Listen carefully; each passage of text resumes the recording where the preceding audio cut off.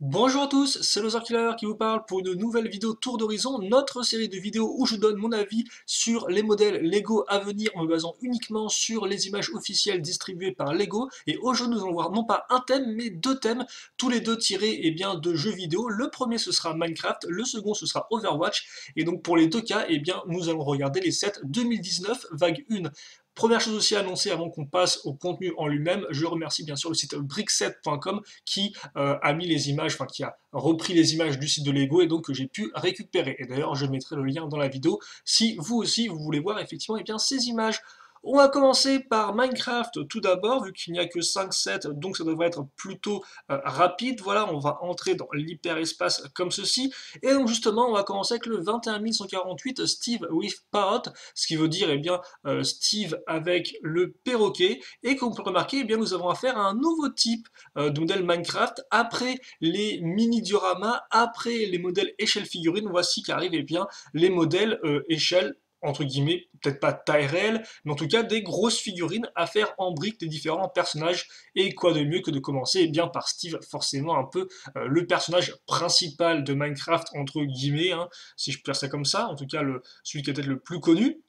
Et donc, bien, on peut noter voilà, une figurine faite de briques toutes carrées, mais tout de même articulées. On pourra noter au niveau des jambes, par exemple, l'usage des petits ball jump ici, afin que les jambes bien, puissent se lever et se baisser pour faire comme l'animation du jeu quand il marche, ou quand il court.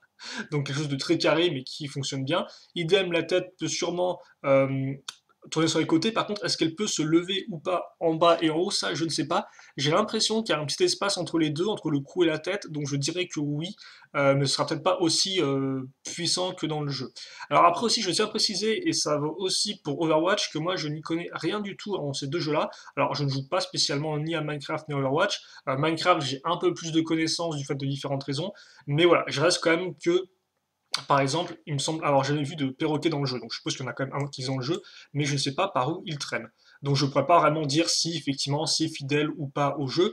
En tout cas, on pourra noter l'usage d'une nouvelle pièce ici, comme vous pouvez le voir, donc avec accroche ici et partie à ce niveau-là. Donc ça, c'est nouveau pour cette année. Et d'ailleurs, je me demande si on peut pas. Ouais, ça c'est aussi, regardez. Vous pouvez la retrouver ici, la pièce, j'ai l'impression.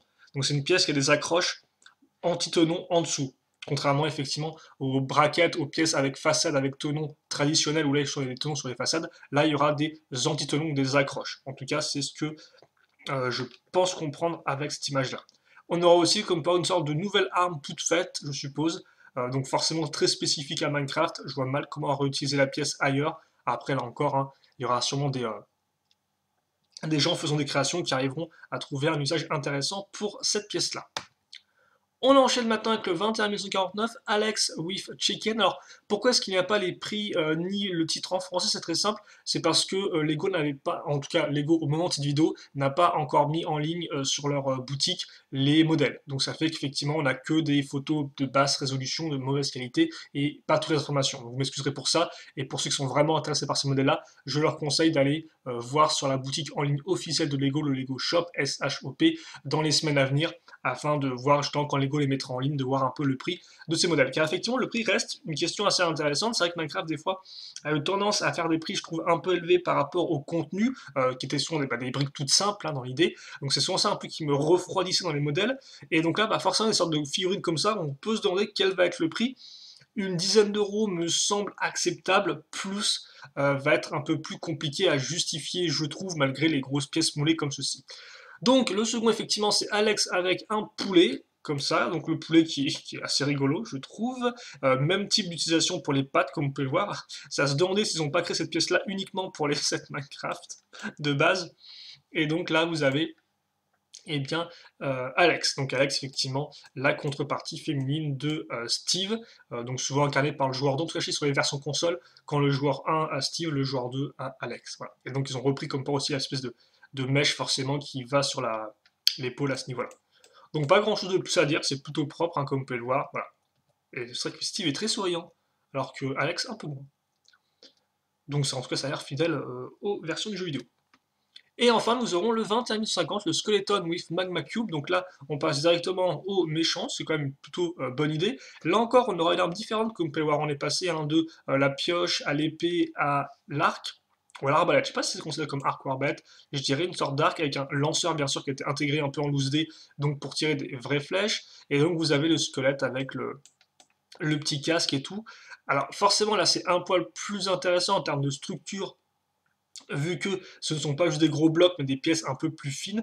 On pourra par exemple noter la pièce effectivement ici de bassin, et d'ailleurs l'espèce de partie là qui remonte à l'arrière, je ne sais pas si c'est un élément pour bloquer l'articulation, pour pas que le squelette puisse aller à la renverse, enfin, que vous puissiez mettre le torse en arrière, ou si c'est autre chose. Après pour les pattes on va retrouver ces pièces là visiblement. Ah non, c'est d'autres pièces là j'ai l'impression. C'est pas les pièces dont je parlais. Qu'est-ce que c'est que ces pièces-là, tiens?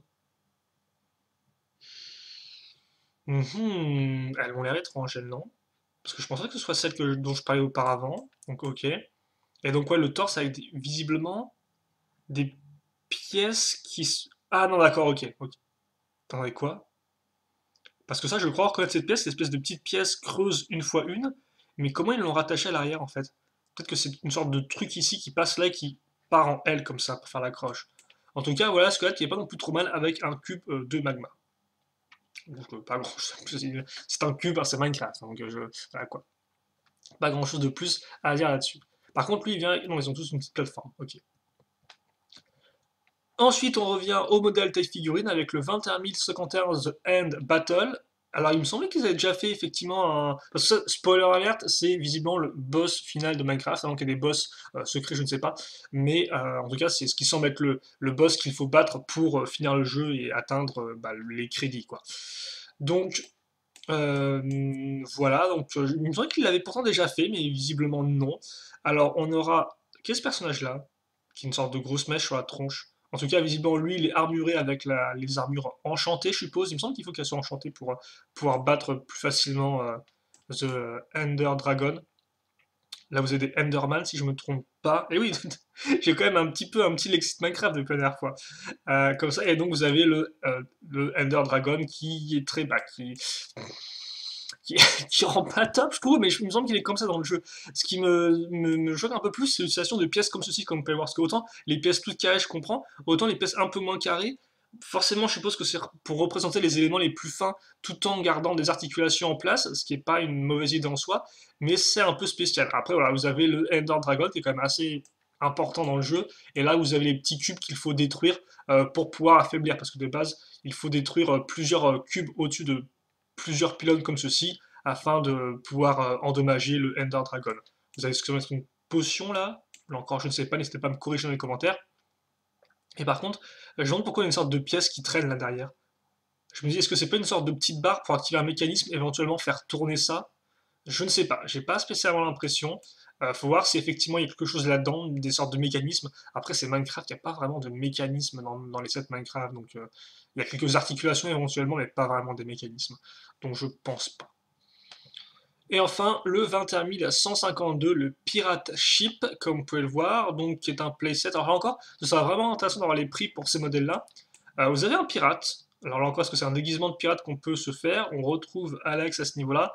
On a, alors je sais jamais ce qui c'est, une sorte de mi-creeper, mi-homme, je sais pas trop ce que c'est. Vous avez des tortues aussi qui sont plutôt rigolotes, la tortue. Tortue, dauphin, ça c'est bien. Un petit cube, et donc le fameux bateau de pirate. Alors là, on aura visiblement des missiles qui peuvent être lancés. Ça, je pense que c'est des sortes de petites barres, hein, donc des petits flicker missiles. Vous avez une map du monde, TNT, boussole, des têtes de squelettes, pourquoi pas, c'est pour la décoration. Forcément, la voile qui est faite toute de briques, c'est assez rigolo. C'est pas un truc qu'on verrait dans les modèles pirates actuels. Donc c'est vrai que c'est assez marrant cet usage de briques pour faire des voiles, forcément. Et vous avez la petite île au trésor. Oh, il y a quand même ils ont quand même fait une tête de squelette, comme on peut le voir, là, avec les yeux, le nez, les dents. J'avais pas remarqué ça, tiens. C'est plutôt pas mal. Vu que ça a l'air quand même assez petit après l'en elle-même. Enfin, on en fait vite le tour. On retrouve aussi un perroquet, donc visiblement c'est l'année du perroquet dans le thème Lego Minecraft. Après, est-ce qu'il y a des petits trésors derrière? Je sais pas trop. J'ai l'impression que ça c'est des champignons, je sais pas. Mais après, est-ce qu'on a ouais, des trucs qui se passent derrière? Je ne sais pas. J'ai l'impression que ce sera peut-être un peu limité, en tout cas on en fera peut-être un peu vite le tour. À moins qu'il y ait aussi un système avec la TNT, des fois ils ont fait sorte de système où on enfonce la brique et ça fait exploser un truc grâce à un petit mécanisme de plaque et autres. À voir s'ils reprennent ça ou pas pour l'île. Voilà, j'ai des doutes. Mais en tout cas, un modèle qui est, ma foi, plutôt complet. Et surtout le petit bateau qui est sympathique. Et je crois que c'est la première fois qu'on a un bateau dans le thème Lego Minecraft, si je me trompe pas. Donc ça reste quand même un ajout assez intéressant par rapport aux autres modèles qu'on a pu avoir auparavant, qui représentaient différents biomes par exemple, et différents types d'habitations, de temples cachés, etc. Donc c'est plutôt cool d'avoir le pirate ship, même si je vous avoue que dans les quelques let's play que j'ai vus, je n'ai jamais vu de bateau pirate. J'ai vu des petits bateaux, mais pas des bateaux pirates. Donc je sais pas trop où il se trouve, s'il est important ou pas dans le jeu. Ou s'il y a vraiment des pirates dessus, justement, et que ça, ce n'est pas un avatar du joueur. En tout cas, voilà pour Minecraft. Donc, comme on peut le voir, juste 5 modèles, dont l'introduction de ce modèle-là. Donc, pourquoi pas, j'ai envie de dire, ils sont assez fidèles au jeu. Pour le reste, je dirais qu'effectivement, c'est peut-être plus Pirate Ship qui a retenu mon attention, même si forcément, je reconnais plus la scène de End Battle qui fonctionne plutôt bien, malgré le fait que voilà, je suis pas non plus trop chaud pour le dragon. En tout cas, voilà pour ce petit premier tour d'horizon sur les 7 Minecraft. On va maintenant enchaîner avec du Overwatch. Comme on peut voir, on aura un peu plus de modèles. Je regarde juste si tout va bien, et visiblement tout va bien au niveau de l'enregistrement, excusez-moi. Et donc on va pouvoir enchaîner maintenant avec du Overwatch. Donc là encore, Overwatch, je n'y ai jamais joué. Je n'ai pas non plus vu toutes les petites vidéos de présentation de personnages, donc on peut vous dire que moi je n'y connais mais strictement rien, si ce n'est que j'ai une légère explication par un ami sur qu'est-ce que c'est que l'univers Overwatch. Mais honnêtement, hormis ça, je me suis pas plus renseigné, donc là encore, si j'ai des bêtises, si je me trompe, si je fais des suppositions qui sont fausses, n'hésitez pas à me corriger dans les commentaires, ça me permettra d'apprendre à moi et à ceux aussi qui ne connaissent pas ces jeux vidéo. Donc, on va maintenant enchaîner avec le 75 970, Tracer versus Widowmaker, Tracer contre Fatal, 14,99, et donc vous avez un petit set avec forcément un Tracer qui est un peu, alors j'attends pas le, si est-ce qu'on peut dire ou pas que c'est un peu la mascotte du jeu? Tous les personnages sont assez charismatiques, mais c'est vrai que Tracer est quand même une des premiers personnages qui vient à l'esprit quand on pense à Overwatch, un des premiers qui a été annoncé aussi lorsque Blizzard a révélé cette nouvelle licence il y a quelques années, il y a 2-3 ans je crois. Je sais plus exactement quand a été lancé Overwatch. Ça remonte, hein, il me semble. C'est pas si récent que ça. Et donc, bah, donc là encore, je peux pas vraiment faire des comparaisons par rapport aux figurines ou pas, enfin par rapport aux personnages du jeu. J'ai pas pensé à prendre des images des personnages du jeu. Ça, je pense que je reparlerai plus tard si je fais des reviews ou autre. Mais donc voilà. Donc, tout ce que je peux dire, c'est que, bah, autant les figurines sont plutôt propres. Le canon, la sniper rend plutôt bien. D'ailleurs, nouvelle pièce de manche d'armes, j'ai l'impression qu'on n'avait pas auparavant.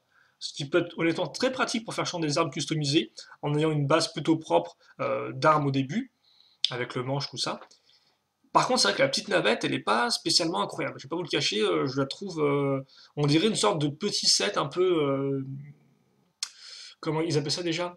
Les Microfighters en Star Wars, quoi. Genre un vaisseau qui était réduit, vous mettez une figurine dessus et pouf, quoi. Honnêtement, c'est un peu le même niveau, je trouve pas ça super intéressant, aussi bien niveau design qu'apparence. Après, là encore, ça se trouve, c'est tiré du jeu, donc je sais pas, c'est une navette à taille figurine comme ça, là-dedans. Après, ça s'appelle ça satellite drone. Donc, oui, c'est pas vraiment non plus un satellite. Bref, je sais pas, mais en tout cas, je suis pas très convaincu par le vaisseau, malgré la petite idée de construction ici, aussi les petits réacteurs qui tiennent sur des pièces techniques. On peut le noter, mais c'est pas non plus incroyable. Donc autant passer directement à la suite. Le prochain, justement, c'est le 75 971, Hanzo versus Genji. Hanzo contre Genji, excusez-moi, ou Ganji, j'irais plus Genji, honnêtement. 24,99. D'ailleurs, écoutez, combien l'autre? 15 euros. 15 euros, ça me semble ok. Là, par contre, 25 euros, ça me semble un peu plus. Il y a quand même. Parce que, en soi, il y a 3 figurines, donc là encore, sont plutôt cool. Je ne sais pas, par contre, je pense que là, il y a Enzo, la Genji, à moins que j'ai inversé les deux. En tout cas, l'espèce de cyber ninja rend plutôt bien en termes d'imprimé, très cool. Mais c'est vrai que la structure, elle, est un peu plus limite, hein. Donc c'est vrai que pour 25 euros, c'est un peu particulier parce que vous avez juste des cadres de porte et puis c'est tout. Je pense que ça reprend là encore un niveau du jeu. Et malgré effectivement ce que je dis par rapport au prix, c'est quand même un modèle que je trouve intéressant. Les deux figurines sont plutôt cool et surtout on a un petit décor d'inspiration asiatique forcément. Et comme moi je suis un peu Ninjago, et bien c'est un peu le même type de design. Donc même si c'est vrai que c'est un peu vide, malgré les quelques mécanismes, j'ai l'impression qu'ils sont mis ici pour pouvoir faire éjecter des personnages, euh, c'est un modèle qui est pas non plus trop mal. Mais après qui va être un peu limité, et là encore une plateforme qui fait une structure qui semble plus être une sorte de structure façade qu'autre chose, quoi. En tout cas, ça a l'air un poil limité.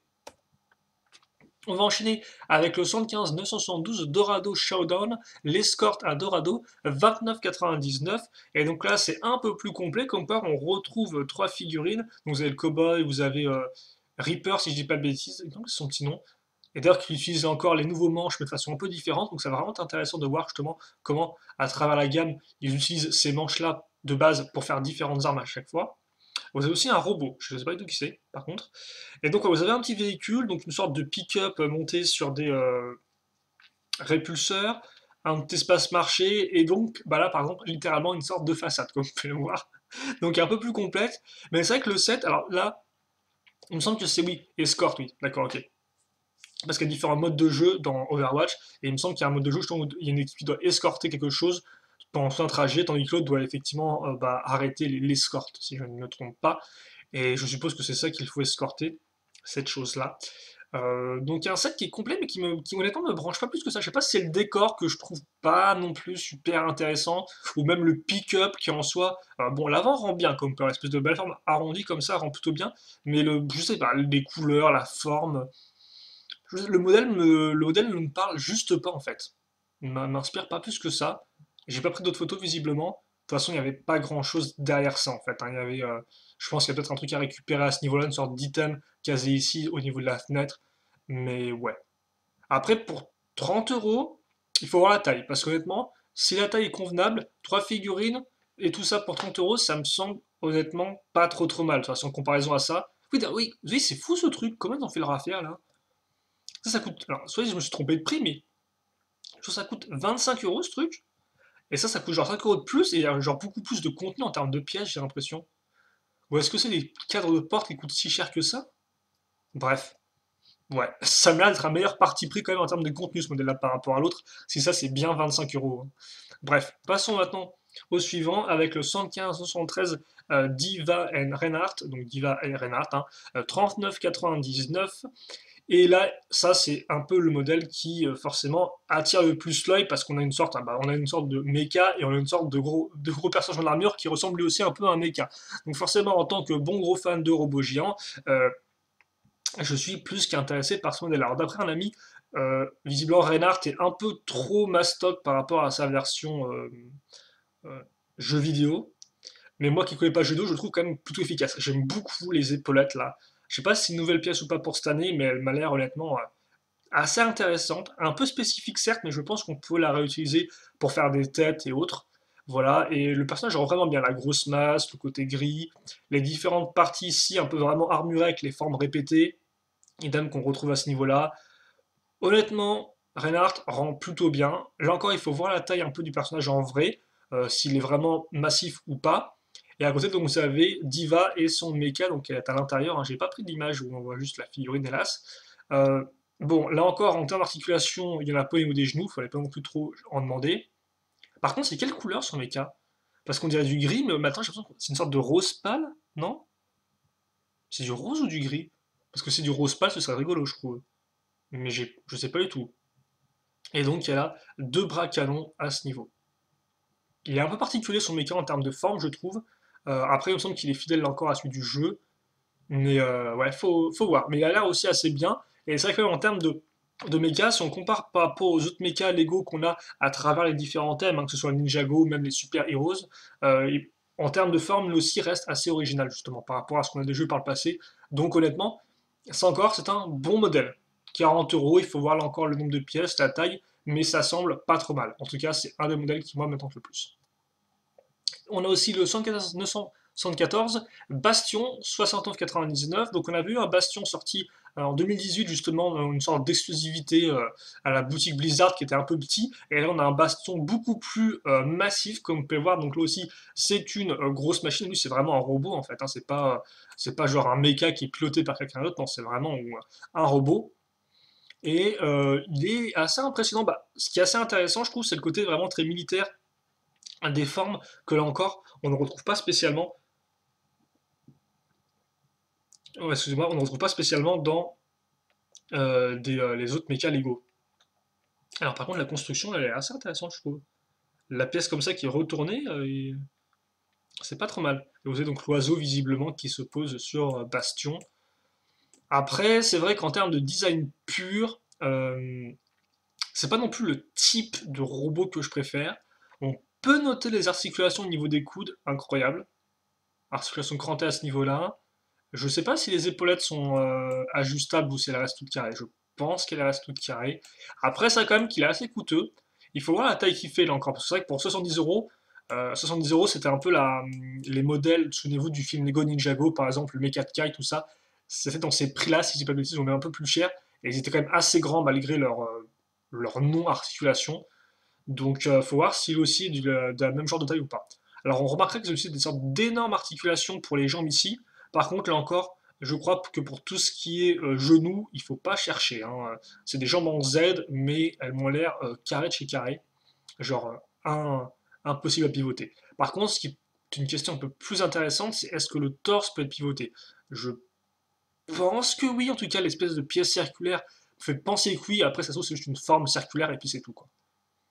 Ah oui, donc oui, là encore, oui. On est typiquement dans l'articulation de gros méca comme on peut voir avec la première articulation et là derrière, seconde articulation à cran qui vont venir s'enfoncer dans la grande articulation à cran ici. Donc tout comme le méca de Garmadon, le méca de Kyle encore du film Lego Ninjago. Honnêtement, là, j'aimerais bien voir en vrai. Idem, est-ce que ça, c'est censé, l'espèce de canon qu'il y a derrière lui, se rétracter à l'avant comme ça pour être sur l'épaule ou juste censé rester dessus? Je ne sais pas. Et enfin, le dernier modèle Overwatch pour cette première vague 2019, ça va être le 75 975, le Watchpoint Gibraltar ou Observatoire Gibraltar 99,99, enfin 99,99 centimes. Et donc c'est le plus gros modèle et honnêtement, eh bien, je le trouve plutôt cool celui-ci. Alors c'est vrai que là encore, il y a c'est une plateforme de lancement avec une fusée.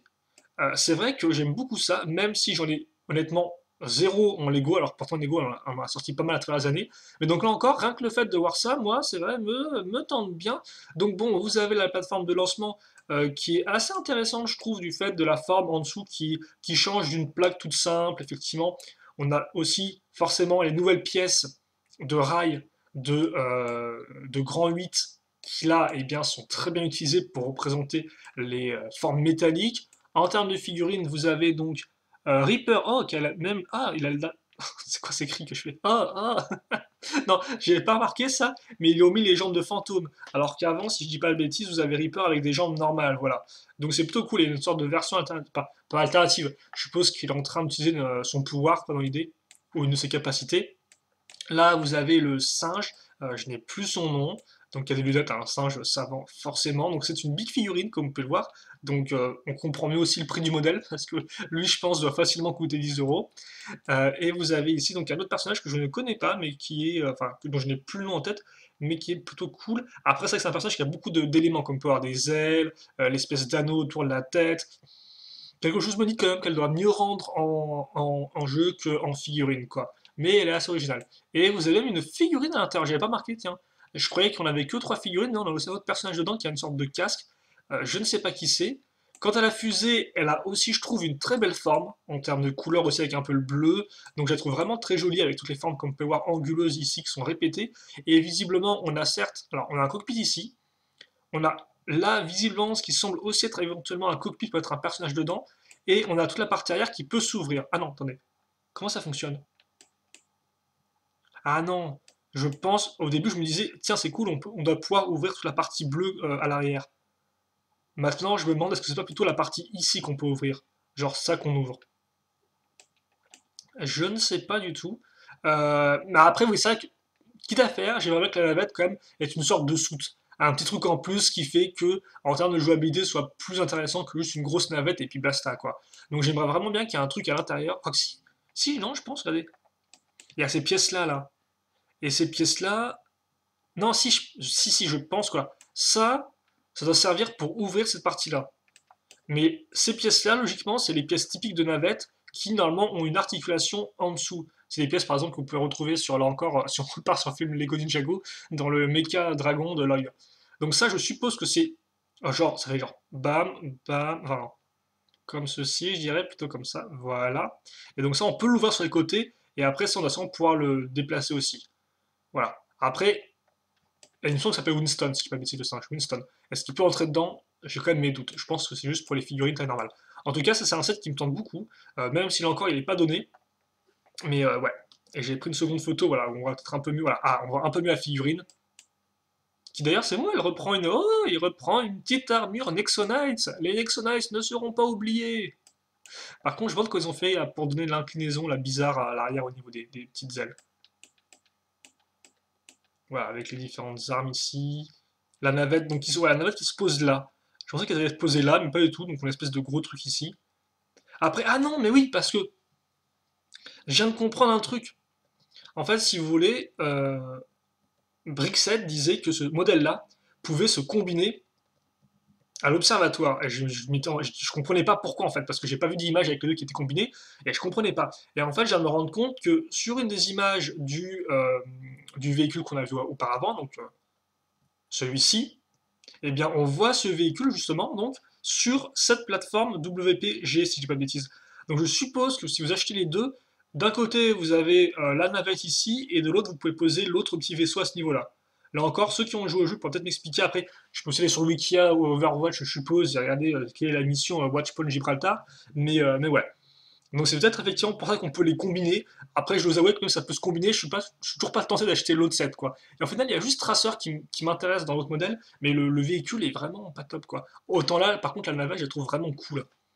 Donc vous l'aurez compris, moi, modèle de prédilection, je dirais que c'est Watchpoint Gibraltar, ça va être Diva Reinhardt, et ça va peut-être être Hanzo Genji pour les figurines et le côté un peu inspiration asiatique. Voilà donc un peu pour mes préférés dans ce thème Overwatch. Et je pense eh bien, que nous avons fait le tour de nos deux thèmes, de nos deux licences tirées de jeux vidéo. Donc j'ai hâte effectivement de voir un peu les sets Overwatch, même si je ne joue pas au jeu, je trouve les modèles plutôt plaisants. Minecraft forcément est un peu réduit cette année et donc m'intéresse peut-être un peu moins. De toute façon que Minecraft, même si des modèles ont pu m'intéresser par le passé, c'est vrai que comme j'ai un peu décroché, pour différentes raisons, voilà, je suis un peu maintenant un peu à cause de la plaque, et donc c'est vrai que je suis pas trop à même de me dire ah bah tiens je me lance dans Minecraft maintenant, alors que j'ai plusieurs entre guillemets modèles vagues de retard qui me tentaient. Quoi qu'il en soit, deux petites vagues. Donc, vous maintenant, eh bien, n'hésitez pas à me dire quel modèle vous préférez entre, bah, que ce soit Minecraft ou Overwatch, lesquels vous préférez dans chacun, lesquels vous comptez éventuellement vous acheter. Est-ce que vous êtes content effectivement de ce thème Overwatch? C'est vrai qu'il y a beaucoup de gens souvent qui disent ouais, moi j'aimerais bien des Lego Super Mario Bros, j'aimerais bien des Lego Call of Duty. Là, bon, Call of Duty et Halo, c'est Megablox qui les fait, mais bon, voilà. Il y a beaucoup de gens souvent qui disent ouais, ce serait bien de faire tel thème inspiré de tel film ou tel jeu vidéo. Et donc là, bah, on a Overwatch, qui est quand même un jeu vidéo qui est quand même plus que populaire, bon, tout comme Minecraft d'ailleurs, hein. Donc, est-ce que vous êtes content de cette adaptation de Overwatch en Lego? Est-ce que vous retrouvez le jeu vidéo dans ces modèles-là? Voilà, parce que c'est vrai que moi, au final, je suis un peu un néophyte, donc je donne juste mon avis sur les modèles vraiment en eux-mêmes, plus que sur leur ressemblance par rapport aux jeux vidéo. Mais non, voilà, donc en tout cas, il y a des questions intéressantes auxquelles vous pouvez répondre vous aussi maintenant, afin qu'on puisse échanger et parler autour de ces modèles. Nous, on se quitte là-dessus. J'espère que vous avez apprécié la vidéo. Questions, commentaires, là encore, allez-y. Pour le reste, portez-vous bien, passez une bonne journée, une bonne soirée, une bonne tout ce que vous voulez, et à la prochaine. Salut à tous et à toutes.